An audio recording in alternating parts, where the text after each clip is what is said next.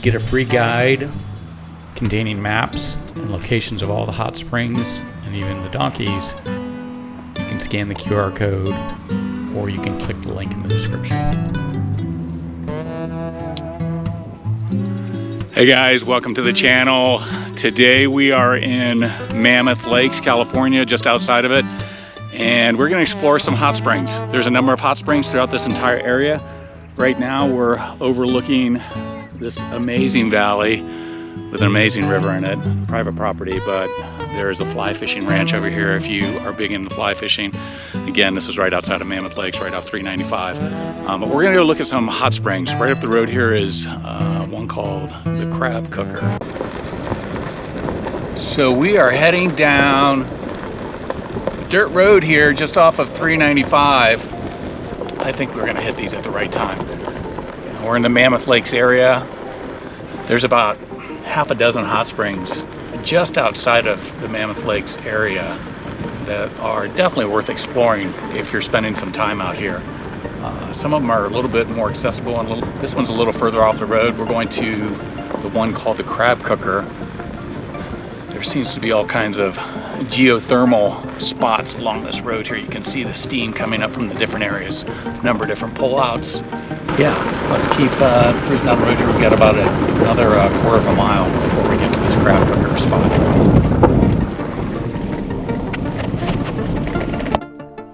The Crab Cooker Hot Spring, definitely one of the top spots in Mammoth. As you can see in the photo, expansive views, awesome locations if you're planning to do any camping around any of these hot springs.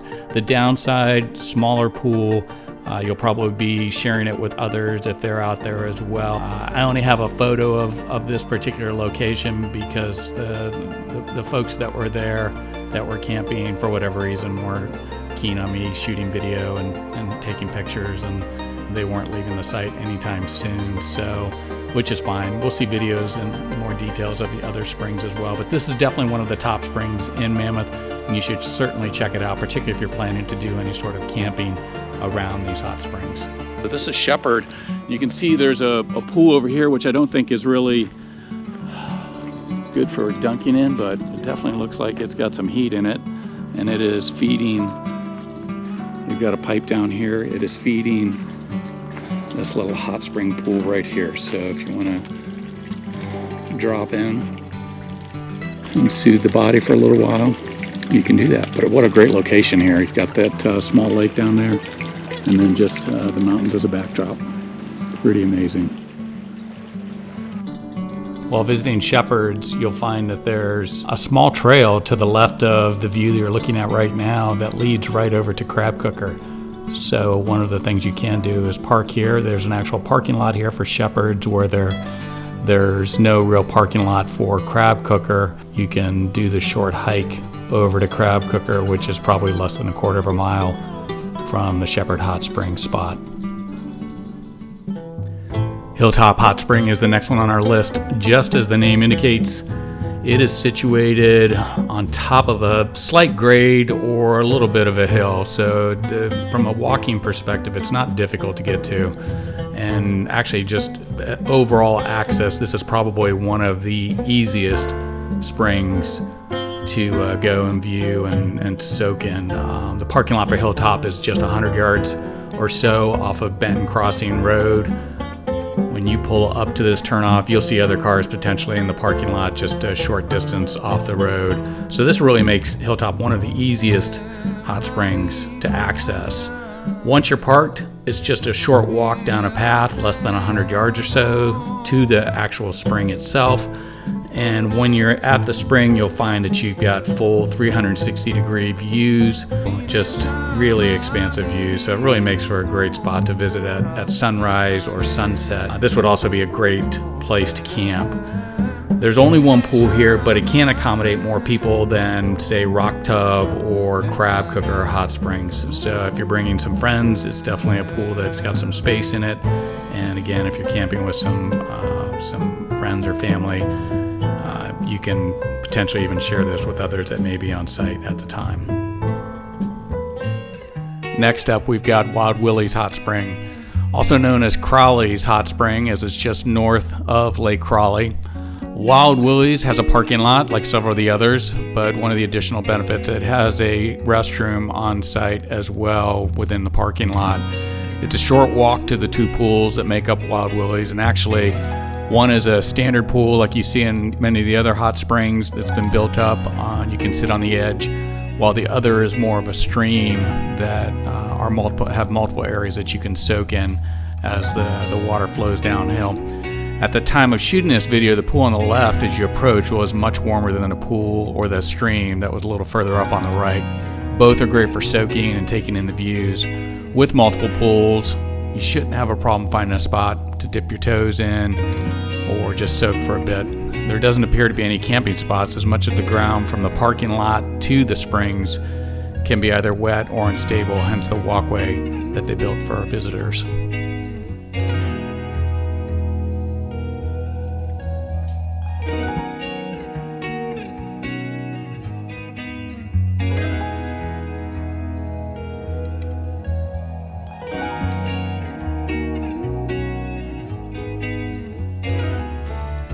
Rock Tub is the next hot spring and the last one in our Mammoth Springs journey. We'll look at some other geothermal spots here in a moment, but Rock Tub is one of the first turnoffs as you head down Benton Crossing Road.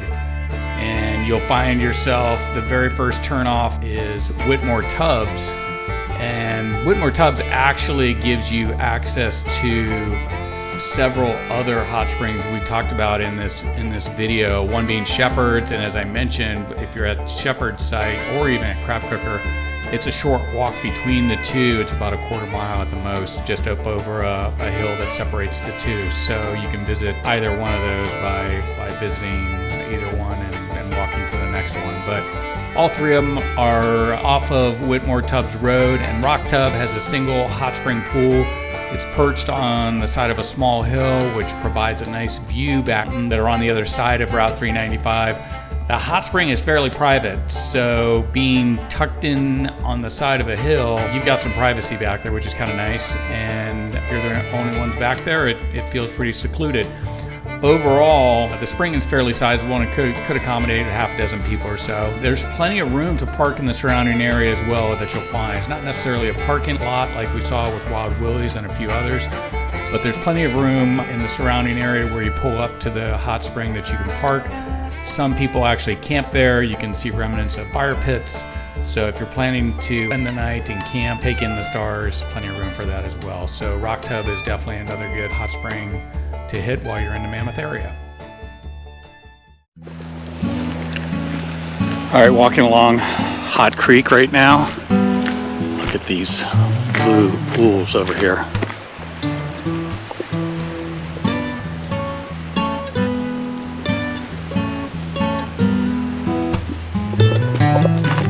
So let's keep walking down here, see where we can go. Supposedly you can fish in this. I brought my rod. You never know until you throw a line in.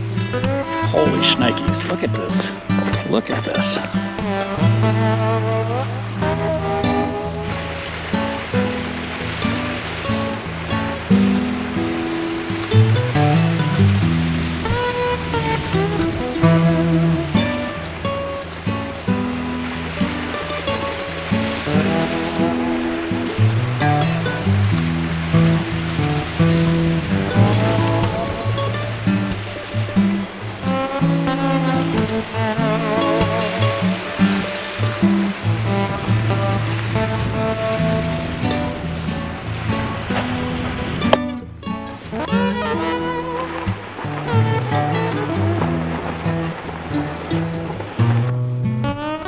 Have to say, Crab Cooker, out of all the springs that I visited on this trip so far here in Mammoth, at least in the Mammoth Lakes area, Crab Cooker, hands down, best spot. The view across the valley and mountains, almost 360 degrees, pretty epic. And I saw some guys out there camping. I couldn't think of a better spot to be camping. Recommendations: try and come out here in the middle of the week. Try and get out here early morning. I'm already seeing we're on the road that connects between some of these hot springs called Whitmore Tubs, and I'm already seeing cars coming by here. It's traffic out here.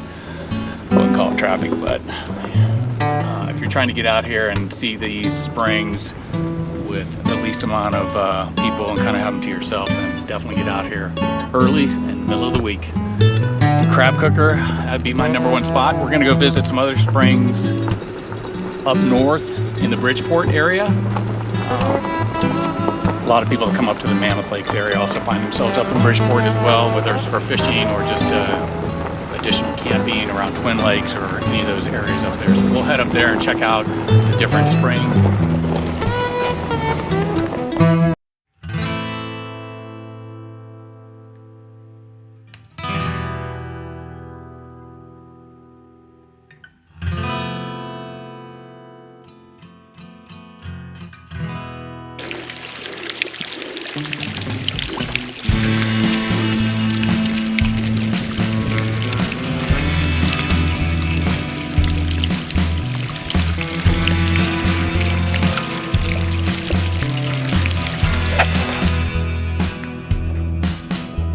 This trail I'm on right now is for Travertine Hot Springs.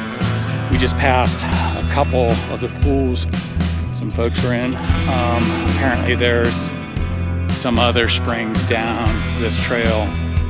Take a look here and see what we can find. As you can tell, I didn't bring my trunks on this one, so I won't be getting in the pools, but at least I'll give you a view of what it looks like. Like I said, there's some people right here.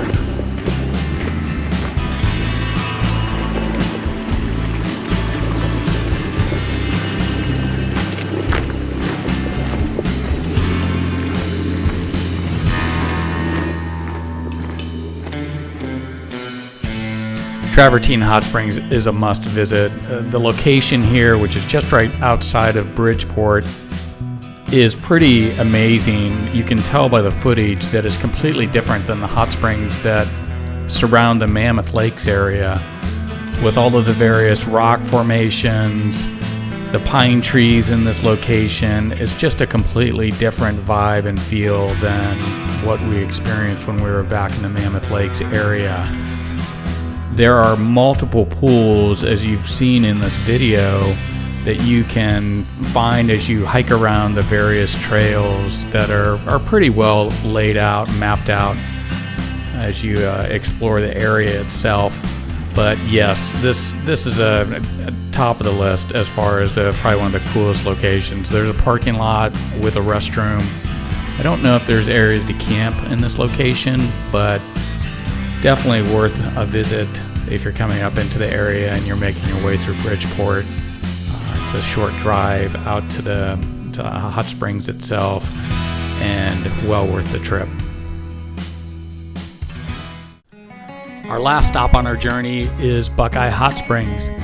And just as it sounds, you're going to take a long road called Buckeye up into the hills well above the Bridgeport and the Twin Lakes area that takes you into the pine trees, and eventually you'll reach the parking lot for Buckeye Hot Springs. There's a trail that leads to the springs right out of the parking lot. So the very first spring is at the top of the hill to the right as you make your way down the trail. And the second spring is at the very bottom of the trail, right next to the river, almost part of the river itself. In this particular case, when I was there shooting video, the snowmelt had the river really high, and as you can tell in the photo, it was running pretty strong and was spilling over into the area where the hot spring normally would be. There's a ring of rocks down next to the river where the geothermal water runs off the upper rocks and fills those rocks down below. So in this particular case, I didn't get a chance to really take in that bottom spring, but what a location. Both of them have great views, whether you're down by the river or if you're at the upper spring up top and taking in the pines and the river. Just an awesome location. So another one of these tucked away springs that I don't believe many people really visit. So if you have the time, do the drive out and visit Buckeye Hot Springs. Well, we've come to the end of our hot springs journey, and I appreciate you taking the time to watch the video. I hope you enjoyed it. If you're interested in the free eGuide, you can either scan the QR code that appears on the screen up above, or you can click the link that's provided in the description and download that free eGuide. It contains all the maps and locations for all the various hot springs discussed in the video, along with the donkeys.